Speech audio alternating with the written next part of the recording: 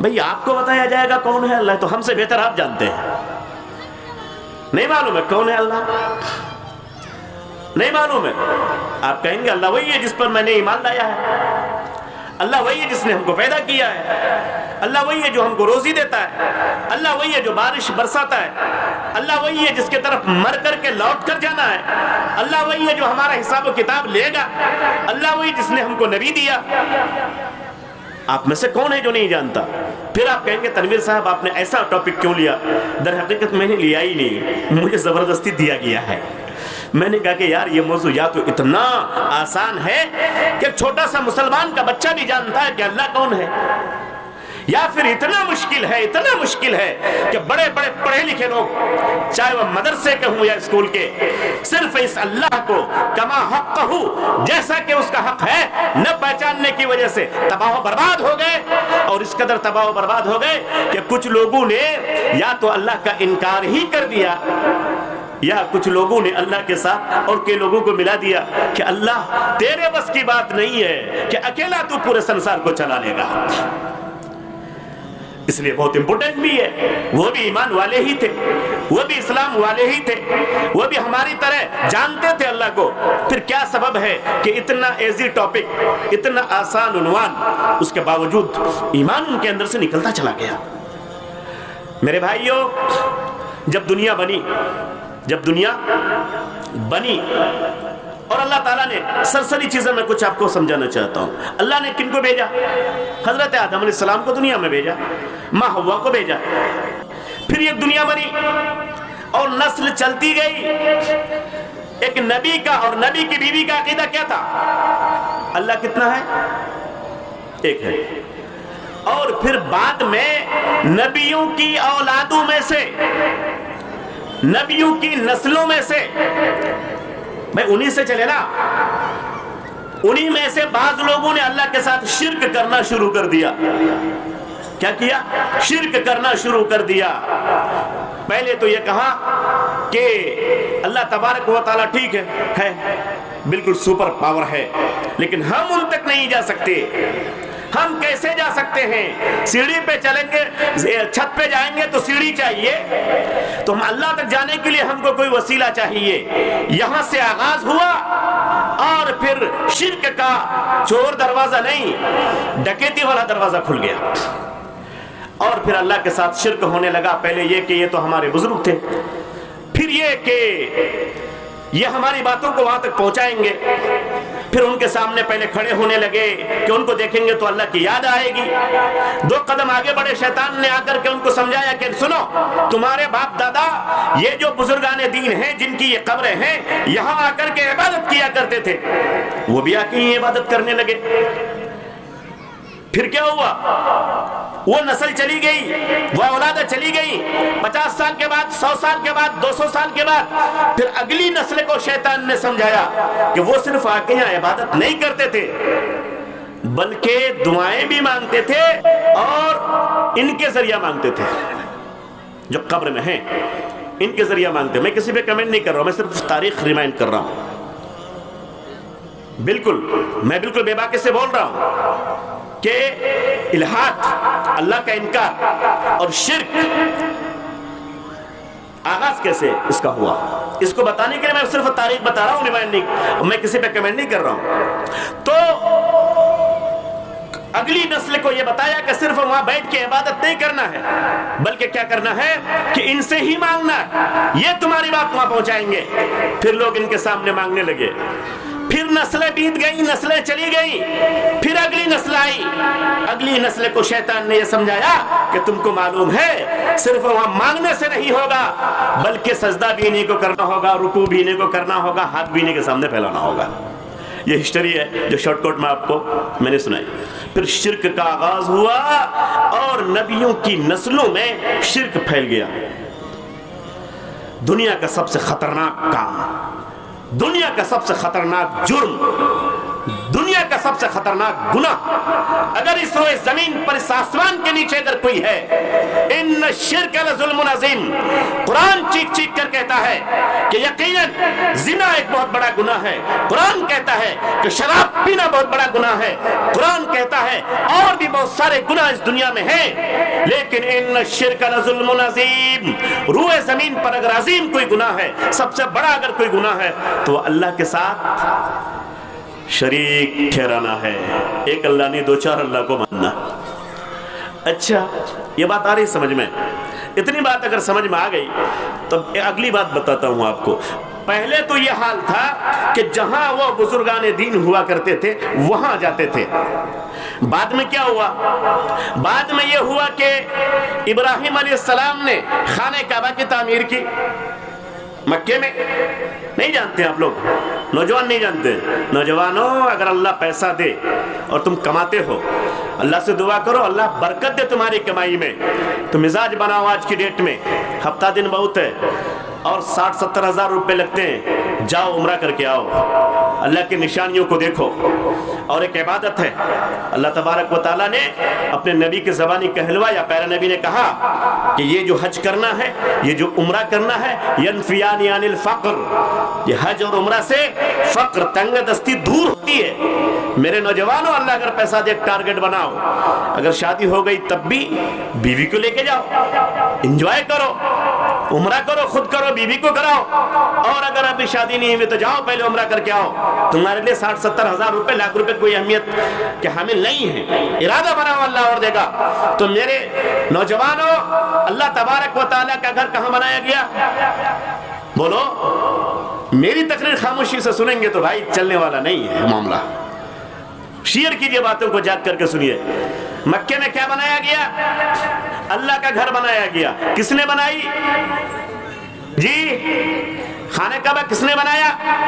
حضرت ابراہیم علیہ السلام نے، ان کے ساتھ حضرت اسماعیل علیہ السلام نے، بنانے والا نبی، ساتھ دینے والا نبی کا بیٹا نبی، کلیئر بنایا گیا۔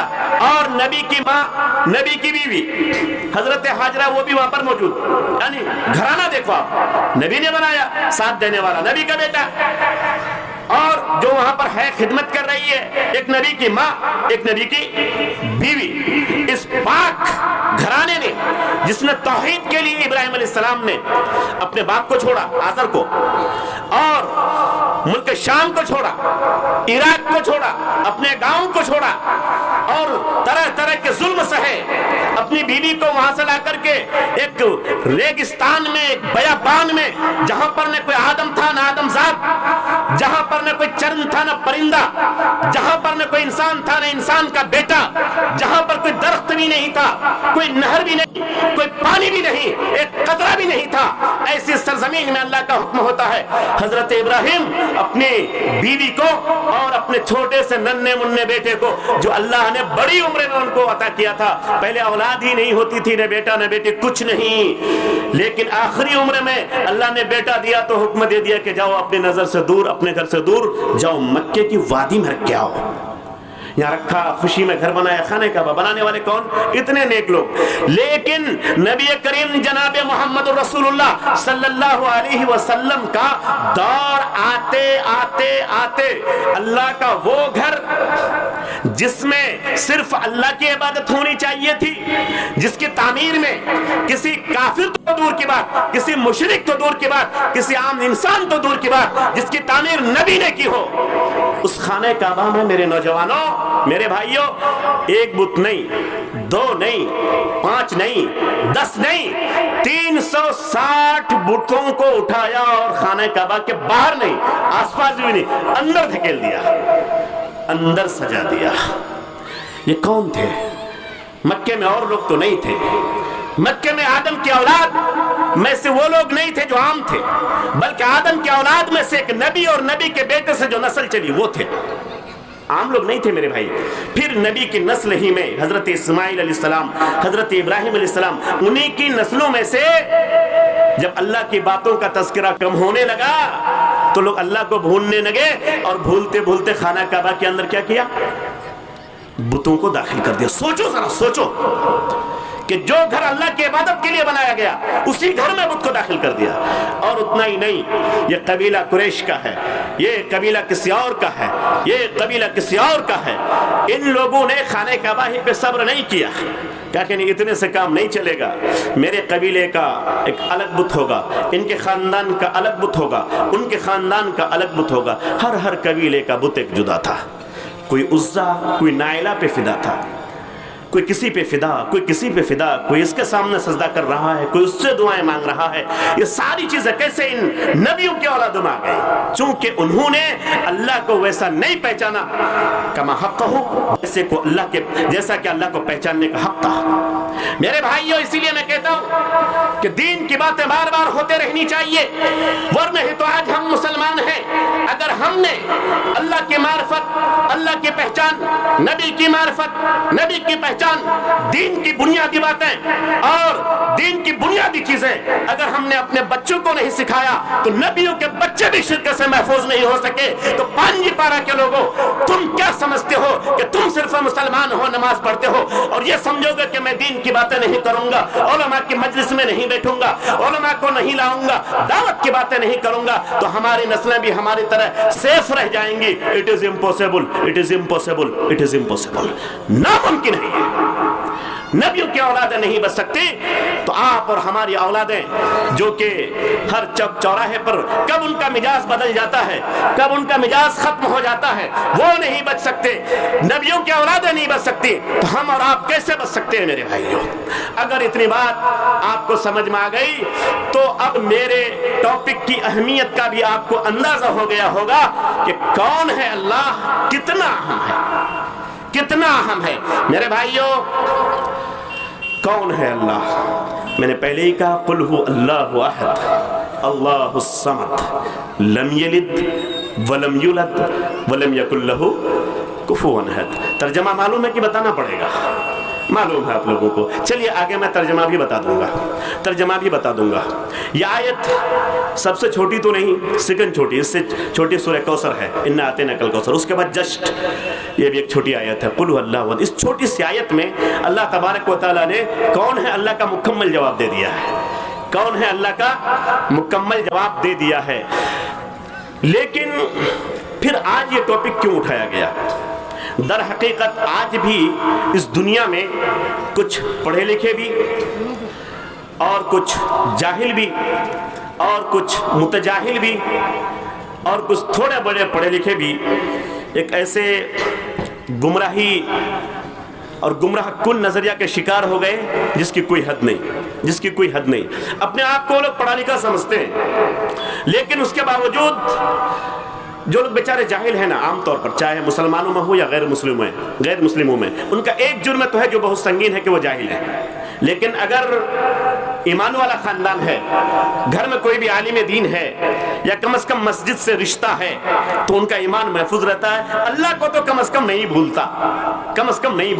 پھر وہاں کا جیسا ماحول ہے اسی حساب سے وہ اللہ کو مانتا ہے. اگر توحید والا ماحول ہے اہل حدیثوں کا تو یقیناً اسی حساب سے اللہ کو مانتا ہے، اور اگر دوسروں کا والا ماحول ہے تو اسی حساب سے مانتا ہے. لیکن اللہ کا انکار عام طور پر نہیں کرتا. لیکن وہ لوگ جو تھوڑے سے پڑھے لکھے ہیں ان میں دو بیماریاں آئی ہیں. پڑھے لکھے لوگوں میں دو بیماریاں. پہلی بیماری یا تو اللہ ہے ہی نہیں. پہلی بیماری یا تو اللہ ہے ہی نہیں. بھئی اللہ ہے ہی نہیں، اب آپ اس کو کیا کہیں گے؟ قرآن اس کو ملحد کہتا ہے. کیا کہتا ہے؟ ملحد. جس نے اللہ کا انکار کر دیا، ان کی صفتوں کا، ان کے نام کا، ان کے وجود کا انکار کر دیا، وہ کیا ہے؟ ملحد ہے. دوسرے پڑھے لکھے لوگ جن کی تعداد کم نہیں ہے، پوری دنیا میں ماننے والوں کے اعتبار سے سب سے زیادہ ہے. اچھا ایک بات اور بتا دوں آپ کو میں کہ جو لوگ اللہ کے منکر ہوئے، جن لوگوں نے الحاد کیا، کفر کیا، نہیں مانا اللہ کے وجود کو، ان کی تعداد دنیا میں مشکل سے 5% ہے. کتنا؟ 5%. only 5%. چونکہ عام طور پر بندہ تو ٹھیک ہے نہیں مانتا، نماز نہیں پڑھتا، روزہ نہیں رکھتا، یا چرچ میں نہیں جاتا، یا مندر میں نہیں جاتا، کہیں نہیں جاتا، مثال کے طور پر اللہ کے وجود کو نہیں ماننا ایک بڑی مصیبت ہے.